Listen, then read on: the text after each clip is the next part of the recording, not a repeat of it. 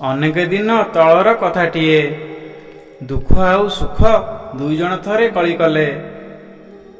ଦୁଃଖ କହିଲା, ମୁଁ ହେଉଛି ଗରିବ ମଣିଷର ପ୍ରକୃତ ବନ୍ଧୁ।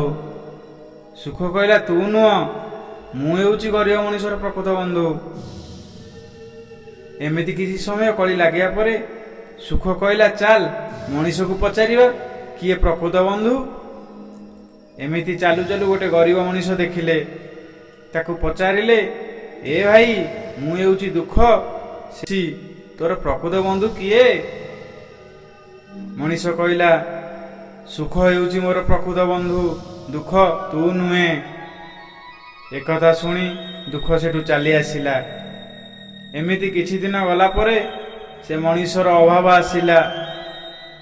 ବିଲରେ ଚାଷ କରିଥିବା ଫସଲ ସବୁ ନଷ୍ଟ ହୋଇଗଲା। ସେ କାନ୍ଦିବାକୁ ଲାଗିଲା। ଦୁଃଖ ସେ ସମୟରେ ଆସି କହିଲା, ଏ ମଣିଷ, ସୁଖକୁ ଏବେ ଡାକ, ସେ ପରା ତୋର ପ୍ରକୃତ ବନ୍ଧୁ। ଏମିତି କହି ହସିବାକୁ ଲାଗିଲା। ମୁଁ ତୋ ପାଖକୁ ଆସିଲି, ସୁଖ ଆଉ ଆସିବନି। ସେ କିଛି ଦିନ ପାଇଁ ଆସିଥାଏ, କିନ୍ତୁ ମୁଁ ସବୁବେଳେ ଥାଏ। ମୁଁ ହେଉଛି ତୋର ପ୍ରକୃତ ବନ୍ଧୁ, ସୁଖ ନୁହେଁ।